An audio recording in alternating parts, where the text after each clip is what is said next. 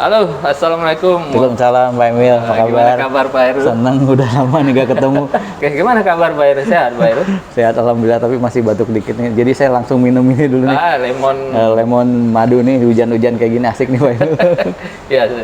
Ya, ini udah dipesan tadi ya, lemon madu anget. Jumpa lagi bersama channel Ethos Energy Continuous Learning, channel yang keren dan mencerdaskan. Kita undang Pak Heru hadir di Ethos Energy Continuous Learning. Beliau ini adalah seorang yang sudah lama berkecimpung di dunia training di bidang keteknikan, khusus di bidang keteknikan guys ya. Saya tuh dulu belajar juga dari lembaga yang beliau bangun ya, belajar mulai dari stress analysis pada pipa, pengenalan pipa, kemudian material selection, kemudian project management, terus ada training piping design ya, jadi 3D gitu ya. Saya belajar juga di lembaga yang beliau dirikan. Saya sambil kerja, sambil ngambil training self development dari lembaga yang beliau dirikan. Iya, Pak Emilnya memang selalu belajar guys gitu kan, nggak pernah sepi, nggak pernah pupus ya semangatnya untuk belajar. Saat ini gitu masih belajar ya. Masih belajar. Saya tuh awalnya Pak Heru dari lembaga yang Pak Heru dirikan apa namanya? Upgrade ya? Dulu 2006 ya dulu. 2006 udah lama. Saya tuh dulu membaca code standar ASME itu dulu nih barang apa nih yang dibaca nih kan. Akhirnya apa yang diajarkan oleh instrukturnya saya sekarang menikmati ya. Saya dengan cepat bisa memahami jika membaca suatu standar ini cepat belajarnya. Karena dulu kita belajar ASME 31.3 ya kan. Belajar itu satu, tapi ketika kita buka standar yang lain itu akan mudah terbaca juga, gampang kita membacanya, cepat gitu ya. Iya. Nah itu jadi udah hatam banyak ASME ya. ASME, API ya. Okay. Kemudian ada standar apa kayak di NACE dan ya banyak standar alat berat juga, alat angkat ya kan. Banyak sekali ya. Oke, malam ini kita ngobrol-ngobrol dengan guru saya nih, bukan saya. Guru lah, kita saling berbagi aja kan. Guru saya nih Pak Heru Prasaja. Sekarang beliau membangun lembaga training, namanya apa Pak Heru? Masih sama sih, hanya ganti baju. Ya Pak Emil. Dulu training yang saya kelola namanya Upgrade.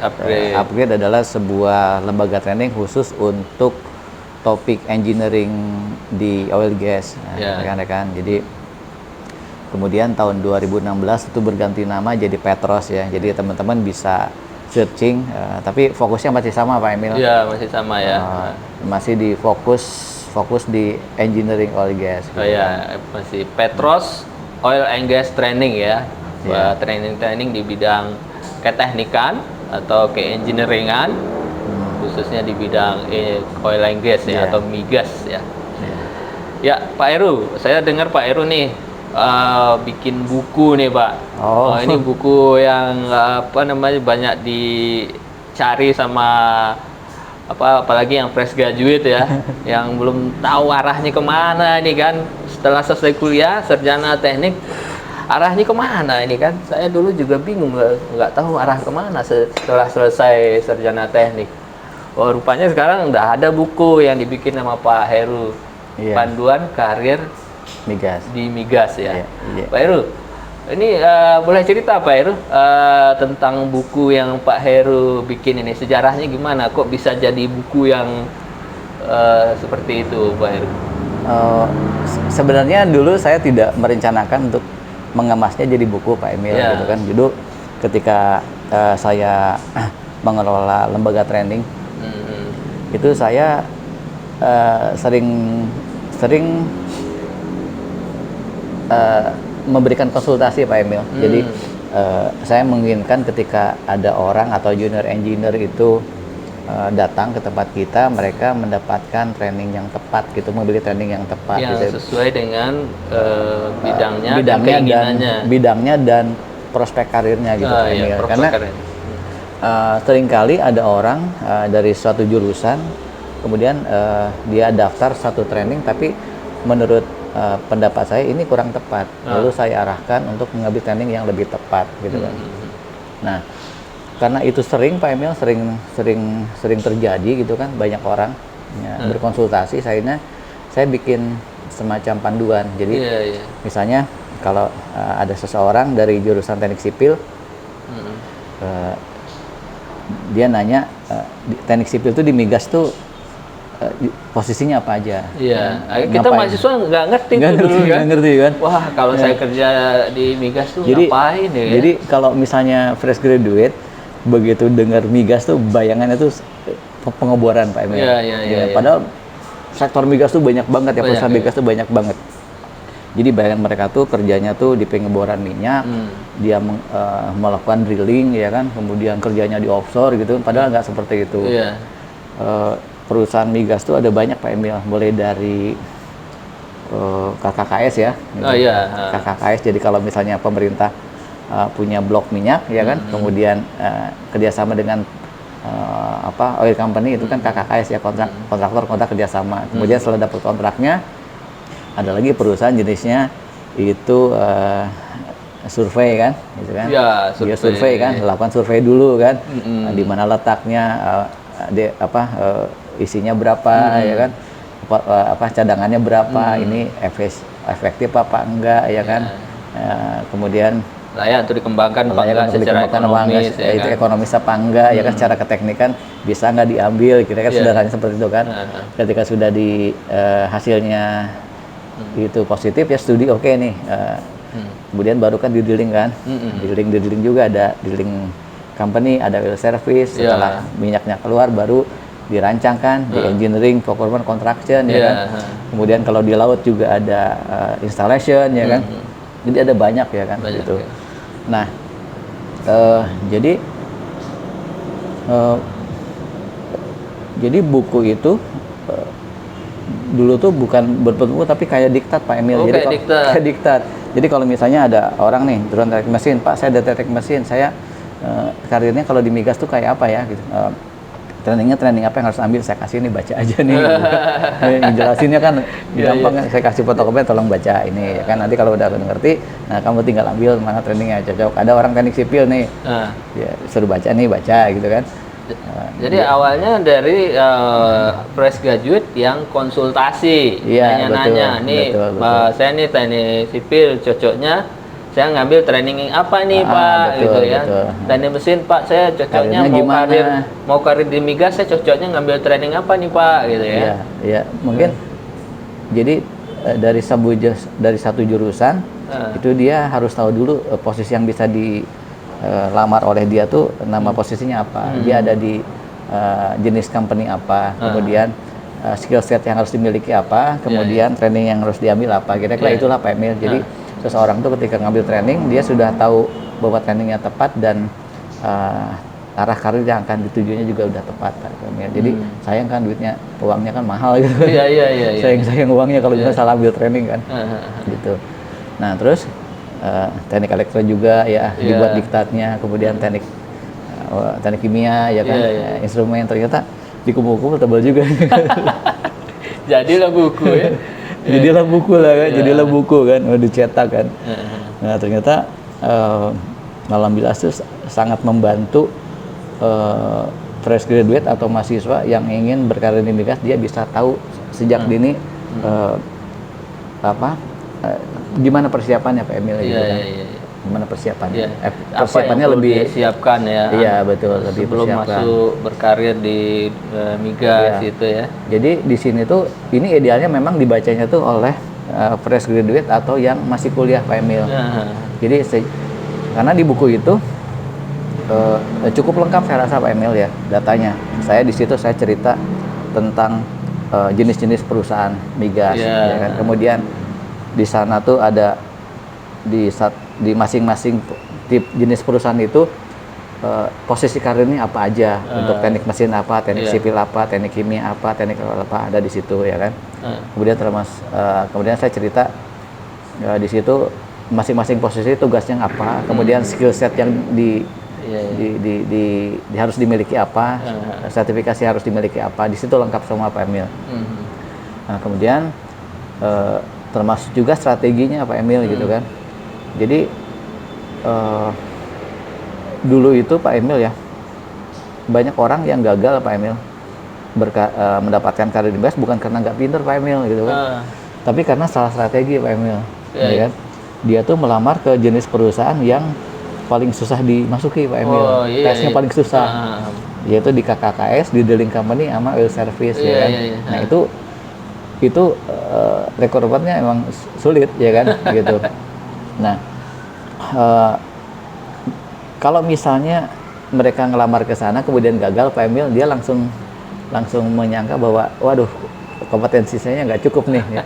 Padahal dia masalahnya masih bisa ngelamar ke jenis company lain yang rekrutmennya lebih mudah Pak Emil. Mudah, misalnya kontraktornya ya. Iya, kontraktor betul. migas misalnya kan. Masuk ke sana dulu, subkonnya kontraktor ya. Iya, itu betul. lebih mudah ya masuknya. Betul. Nah, di KKKS banyak yang nggak tahu kalau di KKKS, di drilling company dan oil service itu tesnya itu kebanyakan lebih menekankan pada soft skill Pak Emil. Iya kan? Jadi kenapa mereka menyukai orang-orang yang soft skillnya udah bagus dan itu dilatihnya tuh di organisasi, ya kan. Nah, jadi ketika fresh graduate itu udah lulus, ya kan, IP-nya tinggi, nggak dapat karena apa? Soft skill-nya kurang Pak Emil. Gitu Pak Emil. Jadi dengan membaca buku itu dia tahu poin-poin soft skill yang harus dikembangkan, dia latih itu selama kuliah Pak Emil. Jadi ketika sudah lulus ngelamar, dia sudah siap dengan soft skill itu, ya kan. Nah, kalau misalnya dia gagal, ya kan, itu sebenarnya tidak harus langsung patah arang gitu kan. Wah, saya nggak terima di migas nih, kompetensi saya nggak cukup. Padahal pinter tuh anak, ya kan. Dia bisa ngambil dari jalur EPC Pak Emil, engineering. EPC. Nah, kalau EPC itu bukan lebih mudah, tapi persiapannya bisa lebih cepat karena yang ditanyakannya kan kebanyakan teknikal ya, dan teknikal itu bisa disiapkan dengan cepat, 2 bulan 3 bulan sudah siap. Tapi kalau soft skill bisa tahunan Pak Emil. Nah, setelah dia ini keterima di EPC, ya kan, nanti bisa meningkat Pak Emil sampai ke KKKS gitu, kayak Pak Emil sekarang. Iya, saya juga itu pengalaman saya sendiri gitu ya Pak Heru ya.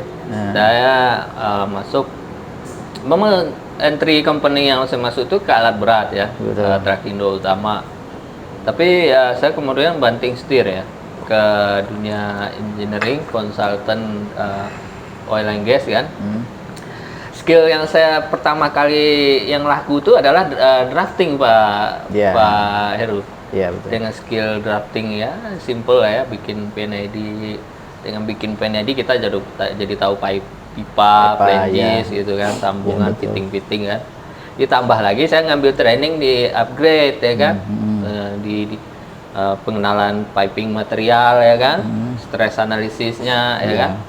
Kemudian jadi sambil kerja terus kita ambil training-training yang relevan dengan pekerjaan kita gitu kan. Itu yang mendukung gitu. Pak Heru. Nah, itu Pak Emil, jadi buku itu tujuannya sih agar membantu pembaca atau fresh graduate. Jadi kalau ke karir migas itu ada beberapa tahapan Pak Emil, ya kan, yang sebaiknya dilalui, ya kan. Yang pertama jelas kita harus tahu dulu posisinya apa Pak Emil. Ya kan. Posisi yang dituju sesuai dengan jurusan ya Pak Emil ya. Kemudian kita harus tahu juga skill set yang harus dimiliki apa. Kemudian training yang harus diambil apa. Nah, kemudian katakan udah training nih. Skillnya sudah dapat nih. Keahlian itu nggak akan berguna kalau itu nggak bisa dituliskan dalam CV Pak Emil. Iya, betul. Iya kan? Jadi dalam buku itu juga saya jelaskan gimana cara bikin CV setelah training agar CV-nya tuh menarik, ya kan? Di situ saya jelaskan gimana cara bikin CV-nya. Jadi setelah seseorang ini tahu target posisinya, kemudian ngambil training yang relevan, kemudian CV-nya bagus juga nggak berguna Pak Emil kalau nggak tahu ngelamarnya kemana, betul nggak kan? Nah, di Iya, situ saya kasih database iya. mungkin ada 100 lebih alamat EPC dan 200 alamat KKKS ya di situ. Iya, iya. Saya searching Pak Emil, saya ngumpulin dari teman-teman gitu kan. Jadi memang untuk membuat buku itu effortnya lumayan Pak Emil, 2 tahunan gitu saya 2 kumpulkan. tahun ya. Dan itu direvisi-revisi terus? Ya, revisi terus sampai yang terakhir itu cukup lengkap ya gitu. Saya banyak dibantu oleh kolega-kolega saya ya kan. Kolega saya di drilling company ya kan, dia kasih tahu tentang struktur organisasinya seperti apa ya kan. Kemudian di oil service seperti apa, di KKK seperti apa, itu saya tracing gitu kan, saya ambil. Kemudian di EPC ya, di EPC juga ya struktur organisasinya gimana ya, ada divisi apa aja di sipil, apa mechanical static, mechanical rotating ya kan. Ada proses safety ya kan, ada instrumen, ada elektro, banyak kan gitu kan. Ya. Nah, di situ kan ada posisinya tuh. Nah, saya jabarkan dengan lengkap. Jadi buat teman-teman kalau misalnya membaca buku itu, teman-teman bisa akan tahu posisinya apa yang bisa ditargetkan, kemudian skill setnya apa yang harus dimiliki, training dan sertifikasi yang harus dimiliki, kemudian CV-nya bagaimana, kirimnya kemana, termasuk juga saya minta ini Pak Emil, kan saya banyak teman-teman yang udah senior kan, yang sering interview loh. Saya bilang, Mas kalau interview nanya apa aja Mas? Minta dong 40 pertanyaan yang bisa diajukan. Mereka alhamdulillah kasih Mas. Kasih gitu kan. Oh ini Pak Heru kalau dari teknik elektro biasanya saya nanya kayak gini loh, kumpulin. Ada di sana semua apa yang udah lengkap lah pokoknya gitu. Itu ada dalam buku itu? Ada. Oh iya, ini teman-teman wajib punya nih buku ini ya. Untuk fresh graduate atau mahasiswa tingkat akhir ya. Jadi dalam buku itu ada karir apa aja, profesi apa aja yang ada di dalam oil and gas company atau betul. Kemudian skill set apa yang diperlukan ya Pak Heru ya. Betul. Skill set apa yang diperlukan. Nah dari skill set yang diperlukan nanti kita jadi tahu nih training apa yang perlu kita ambil ya kan. Betul. Training yang mau kita skill set, posisinya itu ya. Kemudian keempat itu kita perlu ini ya, mana menuangkan dalam CV gitu ya. Setelah trainingnya ada, target kita posisinya apa, skill set apa yang diperlukan. Misalnya nih mechanical, skill setnya apa nih? Misalnya pengetahuan tentang piping, rotating, vessel, tangki gitu kan. Betul. Nah, kemudian kita jadi tahu nih training apa yang perlu diambil, training tentang material tentu ya yang berhubungan ini kan. Kemudian tentang piping, tentang rotating ya, kemudian tentang tangki, vessel, gimana desainnya kan. Kemudian code-nya, skill set juga tuh, pengetahuan tentang standar code ya kan. Ya harus tahu. Harus tahu. Nah nanti udah itu baru di CV ya, kita tuangkan ke CV. Ya, skill set di CV itu. Ya betul dituangkan. Nah ini wajib punya nih teman-teman nanti, ya. Kalau ada waktu saya juga nanti akan bahas tentang gimana cara menuliskan CV yang baik ya gitu kan. Pak Heru, ini kan udah lama ya, dari tahun 2000-an ya Pak Heru. 2006 kayaknya. 2006 membangun lembaga training untuk anak-anak teknik di Indonesia ya. Saya yakin banyak teman-teman engineer yang sudah kenal Pak Heru, ya ada ngambil training di tempat Pak Heru ya kan. Merasakan manfaatnya di karirnya gitu ya. Iya banyak Pak Emil. Boleh tahu Pak Heru kira-kira ada berapa banyak yang peserta yang anak didik Pak Heru nih dari awal sampai banyak Pak. Saya nggak ngitung tapi kira-kira ada sekitar 15 ribuan mungkin. 15.000 guys. 15 ribuan lah gitu. Saya sih memang nggak men-tracing, kebetulan database-nya sih ada, cuman saya nggak nge-tracing mereka sekarang ada di mana aja gitu. Tapi kalau ngecek di LinkedIn sih kayaknya banyak juga yang udah demikian gitu. 15.000 yang ikut training, tentu banyak yang berhasil juga Pak Heru ya. Ya alhamdulillah sih, udah banyak yang senior kayak Pak Emil lah. Waduh, gitu, saya salah satu produk ada ini. juga banyak juga yang sekarang sudah di Qatar, di Norway gitu kan, terus sebagai expert ya gitu kan. Ini teman-teman ya, saya belajar membaca code dan standar itu ya dari lembaganya Pak Heru ya. Saya diajarkan cara membaca code ASME ya. Saya di kuliah dulu nggak diajarin. Nggak tahu. Kalau sekarang, zaman sekarang kampus-kampus diajarin nggak membaca code standar ya? Belum Pak Emil, karena memang waktunya nggak ada ya. Gitu. Waktunya tidak cukup untuk memberikan materi sedetail itu, ya kan. Jadi gini teman-teman, saya ingin bercerita tentang mengapa saya tertarik untuk membuat sebuah training yang itu yang saya mau berbeda. tanyakan Pak, tadi ya, itu, gitu. kenapa Pak Heru mau berhenti kerja terus pindah ke profesi Jadi gini kan Pak Emil ya. training? Nilai apa nih Pak Heru? Jadi gini Pak Emil, ini masalah skill gap ini kan dari dulu kan jadi isu yang nggak pernah berhenti ya, di dunia pendidikan kita kan.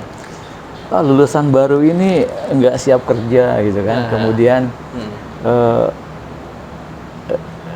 itu kemudian pemerintah mengadakan program untuk menjembatani skill gap itu kan, kerjasama dengan kampus lah gitu kan, antara industri dengan kampus, tapi hasilnya juga nggak optimal ya kan. Karena apa?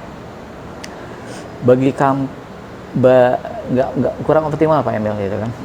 Nah kemudian juga saya mengevaluasi training-training yang ada saat itu ya. Sebenarnya itu menjembatani skill gap itu nggak susah-susah amat Pak Emil. Kita ajarin aja yang kita kerjain di kantor ke anak baru ya kan gitu kan. Iya benar. Ya kan. Jadi dulu itu kebetulan dulu tuh saya sering diberi tugas gitu untuk ngajarin anak baru gitu kan. Di kantor nih? Di kantor dulu, di kantor ya. Peru itu anak baru tuh, ntar tolong diajarin ya. Ya baik Pak gitu, baik Mas gitu. Udah saya ajarin kan. Tapi kan nggak ada ini ya, nggak ada panduan dan apa ya. Cuma menurut saya ini metode terbaik untuk menjembatani skill gap itu adalah kita ajarin proyek langsung, real project gitu Mas gitu. Ini yang saya bertanya juga Pak Heru. Gimana Pak Heru bisa menghasilkan siswa-siswa yang berkualitas Pak Heru? Ya saya ceburin buat ngerjain proyek beneran. Jadi itu. Jadi ketika training itu jangan hanya dilatih yang simple Pak Emil gitu kan. Jadi kalau bisa sih memang kita kenalkan ke dokumen-dokumen proyeknya, ya kan. Kemudian kita ajarkan dengan tingkat kesulitan yang sama dengan proyek sebenarnya, Pak Emil, ya kan. Sampai bikin laporan desainnya, Pak Emil, gitu kan. Nah, dengan pengalaman itu, gitu kan, itu skill gap terselesaikan, Pak Emil, gitu kan. Nah, konsep itulah yang saya bawa di upgrade dulu atau Petros sekarang. Jadi semua training itu selalu project based, Pak Emil, gitu kan. Jadi semuanya itu diharuskan untuk menyelesaikan tugas akhir yang kita adopsi dari proyek sebenarnya. Jadi ketika mereka sudah selesai, mereka sudah tahu nih. Ketika baca desain basis, Pak Emil udah oh iya, saya pernah diajarin dulu di tempatnya Petros gitu kan. Sama ketika ya 11-12 lah gitu kan. Sama yang kita ajarkan dokumen-dokumennya dengan dokumen yang ada di proyek kan gitu kan. Kemudian kasusnya juga lumayan berat gitu kan. Terus laporan desainnya juga kan sama ya gitu kan. Jadi dia bisa langsung membuat output laporan desainnya kan. Jadi kaget juga saya dulu kan karena saya dikasih training pertama nih berat ya. Saya wah ini banyak sekali nih tugasnya banyak ya. Terus ditambah lagi disuruh baca code kan. Iya betul. Code yang bahasa Inggris, terus kita belum familiar dengan bahasanya. Kita kan bahasa Inggris kan kalau di kampus kan bahasa yang sehari-hari gitu ya. Kalau di bahasa teknisnya tuh beda gitu kan. Kalau yang di code itu memang bahasa teknis yang ada di lapangan gitu. Iya betul Pak. Ya implement di lapangan. Terus ditambah lagi dikasih tugas kayak skripsi gitu. Iya betul tugas. Waduh, ini benar-benar rasa tergembleng Pak. Iya rasa tergembleng gitu kan. Jadi emang luar biasa. Dan ini juga Pak Emil. Jadi gini, salah satu trik untuk memperbesar peluang untuk diterima adalah kita tunjukkan portfolionya Pak Emil. Jadi murid-murid kita dulu tuh Pak, ya kan ketika sudah melakukan tugasnya, itu kan outputnya kan calculation note kan. Nah itu tunjukin ketika interview kan. Jadi ketika interview ngelihat, wih keren juga nih kan, udah berat juga nih. Kamu bisa ini, kamu yang ngerjain ya udah, lolos Mas.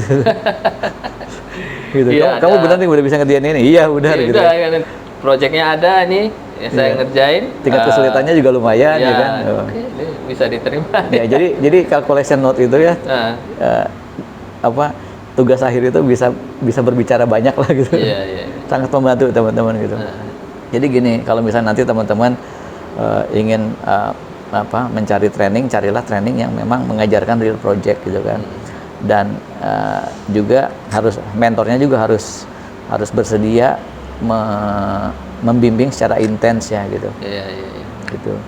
Itu yang membuat produknya dari Upgrade dan Ethos juga Petros. sama ya, Petros ya. Ethos juga, Petros juga ya kan. Ya nanti Pak Emil nih akan bikin di Pekanbaru nih ya. Sama di Palembang nih. Sama-sama OS di belakangnya kan. Iya. Tapi kita satu visi dengan Pak Emil ya gitu, mencerdaskan insinyur Indonesia gitu.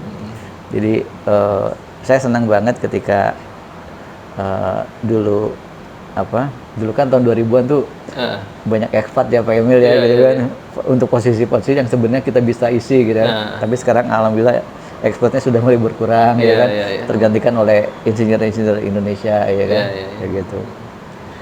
Ya ini sangat ini ya metode training yang Pak Heru meramu hingga outputnya produk-produk dalam bentuk misalnya teknik yang sudah mengerjakan proyek-proyek yang real ini mereka sudah terasah dan siap terjun ke dunia yang sebenarnya dunia proyek ya, gitu banyak kemudahan lah. Jadi dulu itu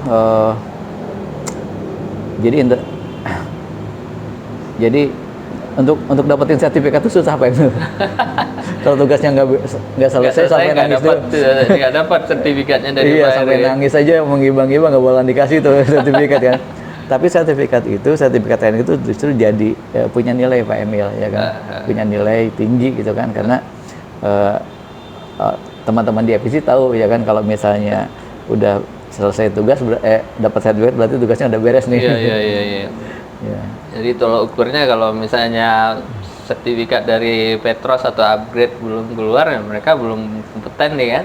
Belum kompeten. Ini kalau sudah dapat sertifikat nih ya berarti orang ini udah menyelesaikan dengan baik tugas akhir atau skripsinya lah ya, yang sesuai dengan dunia nyata di dalam proyek gitu. Jadi benar-benar kita bertanggung jawab apa yang kita hasilkan gitu ya Pak Heru ya. Tanggung jawabnya dalam bentuk sertifikat dengan dia menyelesaikan tugasnya, ada tugasnya gitu. Jadi terukur ya. Tapi banyak juga lembaga training yang lain ini Pak Heru, mohon maaf saya nggak bisa sebut lembaga training yang menjual sertifikat gitu. Banyak Pak Heru ya. Gimana ada tanggapan Pak Heru? Bagus nggak dengan mengumpulkan sertifikat yang kayak gitu Pak Heru? Ya pada akhirnya nanti akan diuji juga oleh interviewer gitu. Gitu kan. Interview nanti akan uji juga kan gitu. Tapi sebaiknya memang ketika kita melamar kita punya sertifikat itu kita memang bertanggung jawab atas item-item yang ada di sertifikat itu ya kan, memang benar-benar menguasai ya. Jadi apa yang kita klaim dalam CV itu memang sudah kita miliki teman-teman gitu kan. Gitu. Oke Pak Heru, ini mulai dari sejarahnya menulis buku ya, banyak teman-teman yang konsultasi, fresh graduate ya, mungkin termasuk saya juga nanya Pak Heru ya. Pak Heru, saya teknik mesin nih dari daerah nih, nggak tahu apa-apa nih, tolong diarahkan. Oh ini masuk ke sini, ambil ini gitu kan. Jadilah seperti sekarang ya. Jadi selain kerja ya, saya juga meniru Pak Heru juga, tapi saya lebih banyak ke YouTube ya. Iya, sekarang lebih update lah gitu. Saya agak gagap teknologi ini di YouTube.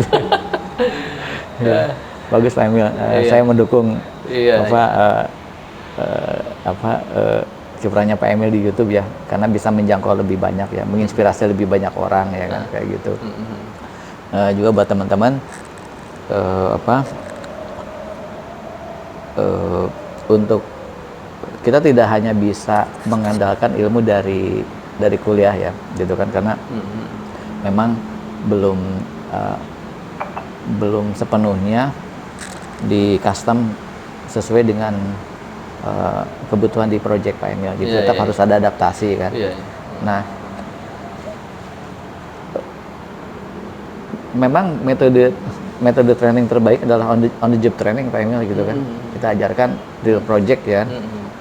Tapi masalahnya nggak semua company itu punya waktu buat ngajarin Pak Emil, gitu. Jadi kalau misalnya rekan-rekan fresh graduate yang sudah punya keahlian ya kan, dan siap terjun ya kan, siap terjun ke project, mereka lebih happy Pak Emil, gitu. Oke, saya mau tanya lagi satu Pak Heru, mungkin saya mau biar teman-teman tahu juga ya, kenapa sih kita engineer itu lebih pengen ke migas, oil and gas gitu Pak Heru? Kenapa harus ke sana gitu? Bisa jadi masuk ke yang lain kan bisa aja gitu ya? Enggak tahu, mungkin gajinya gitu. Gajinya ya? Ya dulu kan bilangnya ya seperti itu kan. Jadi saat ini sih memang migas masih jadi karir favorit lah gitu kan. Walaupun saat ini sudah mulai ke energi terbarukan ya, tapi bidang energi itu tetap dibutuhkan lah. Sangat gitu kan. dibutuhkan. Engineer itu tetap dibutuhkan ya dari semua disiplin. Kalau misalnya nanti oilnya sudah mau habis ya kan, tetap ada gas kan. Iya, gas. Gas habis itu juga ada petrochemical ya kan. Selama ada selama ada keperluan bahan baku dijadi produk itu engineer pasti masih dibutuhkan gitu. Iya, kita bekerja di sektor energi, biasanya remunerasinya lebih bagus gitu ya dibanding biasanya ya. Iya, biasanya gitu ya Pak Emil. Menurut saya. Pak Emil kan udah gede di gaji. menurut saya emang iya dibanding sektor yang lain ya. Iya. Untuk anak-anak teknik ya. Jadi oil and gas tentu menjadi favorit ya. Di untuk dunia kerja remunerasi lebih bagus ya. Ya, boleh di challenge boleh. Ya, jadi teman-teman nanti kalau misalnya teman-teman nanti sempat membaca buku, teman-teman akan tahu posisi apa yang bisa dilamar oleh rekan-rekan dari jurusan tertentu, di jenis company apa, kemudian skill yang harus dimiliki apa, sertifikat yang harus dimiliki apa, kemudian nanti CV-nya harus bagaimana Pak Emil, ngelamarnya kemana, kira-kira pertanyaannya seperti apa. Saya rasa itu udah banyak kisi-kisi itu Pak Emil. Banyak kisi-kisinya ya. Udah banyak kisi-kisi lah, sangat membantu lah. Banyak pembaca, bukan pembaca tapi yang membeli buku itu, dia ngikutin alurnya ya. Baca buku, tahu posisinya apa, ngambil trainingnya, walaupun trainingnya mungkin tidak di tempat kita, bisa di mana aja kan. Bisa deh. Kemudian terus dari situ sudah tahu arahnya, kemudian CV-nya udah dibetulin ya kan, kemudian ngelamarnya kemana dia tahu. Boleh Pak Heru kasih tahu Pak Heru kira-kira trennya ke depan, tadi udah kasih tahu sebenarnya ya, tren peluang-peluang kerja yang ke depan yang bagus kira-kira apa Pak Heru? Buat anak teknik, misalnya teknik mesin lah, kayak saya nih, fresh graduate. Di migas atau di mana? Iya, di migas ya. Apa masih di migas atau udah di ini? Bisa di mana aja Pak Emil. Bisa di mana aja ya. Yang penting energi lah ya. Energi ya. Energi kan nggak harus oil kan. Iya. Bisa listrik ya ke depan, bisa jadi energi. Iya, bisa power plant, bisa apa yang wind turbine, geothermal ya. Geothermal ya kan. Itu masih selama dunia masih butuh power gitu kan. Iya, teknik masih tetap bisa ya. Iya. Dunia lihat Rusia sama Eropa ya, dengan NATO mereka rebutan energi kan. Iya. Jadi saking pentingnya energi, orang berperang gitu ya. Jadi sektor energi ini untuk ke depan sangat menjanjikan buat teman-teman berkarir ya. Ya, benar ya Pak Heru ya. Ya, masih eksis lah gitu. Masih eksis ya, nggak mungkin 10-20 tahun ke depan. Oke Pak Heru, mungkin udah ini mungkin ada untuk closing statement Pak Heru. Mungkin Iya. nanti saya coba simpulkan dulu ya untuk pembicaraan kita malam ini dengan Pak Heru, pakarnya untuk training-training di anak-anak teknik ya. Beliau udah banyak pengalaman mengajar buat mencetak engineer-engineer baru gitu kan. Jadi teman-teman, ini kita mesti tahu nih profesi engineer itu apa aja di oil and gas ya. Misalnya mechanical engineer, process engineer, civil engineer, electrical engineer, dan lain sebagainya. Kita harus tahu dulu di sini kan profesinya apa aja gitu kan. Ada surveyor juga ya kan. Kemudian skill apa yang dibutuhkan oleh masing-masing profesi ini, skillnya. Ya, kita harus tahu itu. Harus tahu ya kan. Misalnya kalau sipil kita mesti tahu apa SAP ya, apa itu?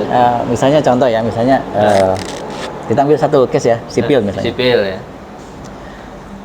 Sipil di migas itu pasti sebagai structural engineer. Structure engineer. Structural engineer. Itu dia harus bisa mendesain steel pipe rack. Harus bisa mendesain pondasi untuk equipment. Pondasi. Untuk di offshore dia harus bisa mendesain anjungan lepas pantai untuk berbagai analisis, misalnya invest analisis, lifting analisis, transportation analisis, kemudian loadout analisis, kemudian fatigue analisis itu 7 tuh ya kan. 7. Nah, 7 misalnya, minimal 7 ya. Nah, dari 7 ini kan, nah teman-teman harus tahu nih, ini ngambil trainingnya di mana. Iya, ambil kan? training yang ambil training yang 7 itu ya. Iya, Ya. gitu kan. Bisa dicicil dulu ya? Bisa, minimal 3 lah gitu. 3. Nah, setelah punya skill itu, nah tuliskan di CV ya kan. Iya. Gimana cara nulisinnya agar kemampuan ini bisa muncul di CV dan orang tertarik untuk merekrutnya ya kan. Iya. Tapi kalau misalnya kalau trainingnya cuma dengarkan lihat slide aja, ya kan, analisis ini, terus bisa nggak dicantumkan di CV? Susah Mas. Susah, Kalau misalnya kayak seminar-seminar 1 hari gitu kan nggak usah dicantumin lah gitu kan. Kalau di Petros itu tiap analis itu outputnya harus bikin calculation project. Iya. Calculation project ya. Jadi bisa dituliskan di CV ya, bisa ketika ditanya bisa dipertanggungjawabkan. Iya. Ditunjukkan lah portfolionya. Iya, Kemudian, nah setelah CV-nya tahu ya, kita bagus, kita harus tahu ngelamarnya kemana gitu kan. Dan di buku itu saya bekali ada sekitar 100 alamat FPC dan saya juga kasih tahu gimana cara nambah database itu ya. Gitu. Banyak. Ya. Jadi teman-teman tips dan triknya ya untuk bekerja di sebenarnya ini berlaku untuk umum sebenarnya ya, bukan hanya oil and gas saja, sektor yang lain juga sama, saya kira ya. Yang pertama harus tahu posisinya apa, skill setnya apa. Kalau nggak punya ya ambil training gitu. Iya. Nah setelah dapat skill setnya, CV-nya bagusin ya, agar diperbaiki ya. Kemudian harus tahu ngelamarnya kemana. Ngelamarnya kemana harus harus punya data juga perusahaan-perusahaan yang bergerak. Ya, tapi memang itu kan. kalau untuk cari sendiri data itu memang sulit Pak Emil gitu kan. Nah, ya kebetulan dulu kolega-kolega saya, teman-teman saya berbaik hati memberikan data itu. Jadi saya bisa compile, kemudian saya sajikan dalam buku itu Pak Emil. Ya, baik. Oke, terima kasih banyak Pak Heru udah banyak sharing ini. Saya yakin ini sangat bermanfaat buat fresh graduate terutama nih yang lagi mencari-cari kerja ya. Mudah-mudahan dengan apa yang disampaikan Pak Heru, kalau bisa beli bukunya Pak Heru ya. Kalau ada uang, kalau enggak ya nonton video ini aja cukup saya kira kan. Ya mudah-mudahan bermanfaat buat teman-teman seluruh Indonesia ya. Oke, Pak Heru ada yang disampaikan untuk closing statement yang terakhir. Teman-teman buat pemirsa Ethos nih gitu. Kita memang harus tetap upgrade skill kita gitu kan, karena sebenarnya company itu mengharapkan kita tuh sudah ready ya. Mereka jarang banget yang punya waktu buat melatih ya gitu kan. Nggak banyak lah, mereka inginnya tuh fresh graduate itu sudah siap tempur ya kan. Padahal itu masih ada skill gapnya. Nah kita harus tahu skill gapnya apa gitu kan. Tapi insya Allah dengan buku itu teman-teman persiapannya akan lebih terarah Pak Emil gitu. Setidaknya tuh tidak salah ambil training Pak Emil gitu. Terima kasih banyak Pak Heru. Ya, siap. Oke, terima kasih banyak pada Pak Heru Prasaja, Petros Oil and Gas Training. Mudah-mudahan bermanfaat buat kita semua. kita sudahi acara kita. Assalamualaikum warahmatullahi wabarakatuh. Oke, Pak Emil, sip.